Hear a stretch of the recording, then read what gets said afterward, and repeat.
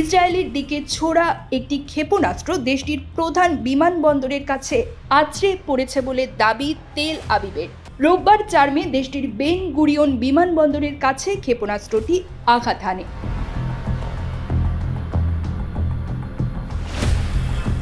বিমানবন্দরের মুখপাত্রের বরাতে সংবাদ সংস্থা রয়টার্সের প্রতিবেদনে বলা হয়, এতে উড়োজাহাজ চলাচল সাময়িকভাবে স্থগিত করা হয়েছে। বিমানবন্দরে ট্রেন চলাচলও স্থগিত করা হয়েছে।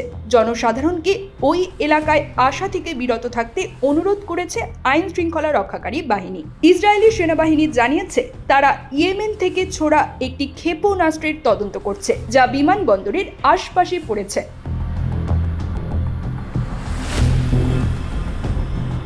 সামাজিক মাধ্যমে ছড়িয়ে পড়া ভিডিওতে একটি যাত্রী টার্মিনাল থেকে ধোঁয়ার কুণ্ডলী উঠতে দেখা যায়। এছাড়া বিমানবন্দরের সাইরেন শুনতে পান এবং যাত্রীদের নিরাপদ কক্ষের দিকে দৌড়ে যেতে দেখেন রয়টার্সের প্রতিবেদক। এদিকে ইসরায়েলি অ্যাম্বুলেন্স সার্ভিস জানিয়েছে এই ঘটনায় হতাহতের কোনো খবর পাওয়া যায়নি। তবে একজন পুরুষ এবং একজন নারী সামান্য আহত হয়েছেন এবং তাদের হাসপাতালে নিয়ে যাওয়া হয়েছে।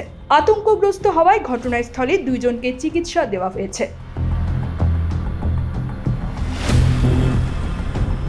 এদিকে বিমানবন্দর কর্তৃপক্ষ জানিয়েছে ক্ষেপণাস্ত্রটি টার্মিনাল 3-এর একটি পার্কিং লটের কাছে সড়কের ধারে আছড়ে পড়েছিল।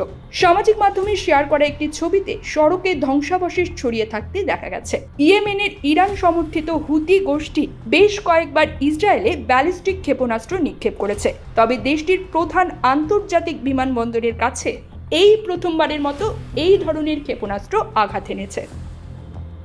News desk, TGD World।